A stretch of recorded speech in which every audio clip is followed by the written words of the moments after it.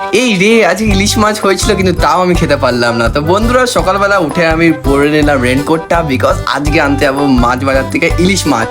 বাবা স্পেশালি আগের দিন অর্ডার দিয়েছিল, তাই বুলেট স্টার্ট করে আমি চললাম মাছ বাজারে। পৌঁছে আমি তো প্রথমে ইলিশের ওজনটা দেখলাম, আর যখন কাটিং হচ্ছিল সেই সময় আমি সবজির বাজারটা করছিলাম। বাজার কমপ্লিট করে আমি গান করতে করতে বাড়ি ফিরছিলাম, কারণ এই কদিন জানি না মাথায় গানের ভূত চেপে গেছে। সে আর কি, বাড়ি ফিরলাম, তারপর বন্ধুর কল এলো, বললো যে ভাই কলেজ আসতে হবে আজকে তোকে। সে একটু মন খারাপ হলো যে লাঞ্চ টাইমে ইলিশ মাছ খেতে পাবো না আর কি। তারপর পাউরুটি আর আলু দিয়ে আমি স্যান্ডউইচ বানিয়ে ফেললাম, আর এক বাটি ছানা খেয়ে আমি চললাম কলেজ। কলেজ যাওয়ার পর আরেকটা কাণ্ড হলো যে 10 মিনিটের লেটের জন্য আমি ঢুকতে পারলাম না ভিতরে। তারপর একটা বন্ধুকে খুঁজে ফেললাম, আর লাইব্রেরিতে বসে আমরা গান গাইছিলাম। বিশ্বাস করবে না, সকাল সকাল পুরো মাইন্ড ফ্রেশ হয়ে গেছিল। তারপর আমি টাইম না নষ্ট করে চললাম আমার ক্লাসের দিকে, কারণ 1-2 ক্লাস বাকি ছিল। সে 2 ক্লাস কমপ্লিট করার পর আমরা চললাম আমাদের কলেজের গলিতে খেলতে, মানে গলি ক্রিকেট কাম করিডোর ক্রিকেট। সে আবার আমি 2 বলের মেহমান, কিন্তু বন্ধুদের সাথে ক্রিকেট খেলতে খুবই মজা। তারপরে ছিল রিসেস টাইম, তাই আমি আমার বন্ধুর একটু টিফিনটা ট্রাই করলাম আর চলে গেলাম ক্যান্টিন। নিজের স্যান্ডউইচটা খাচ্ছিলাম, আর খিদে পেটা কি মজা এলো খেতে, কি বলি আর।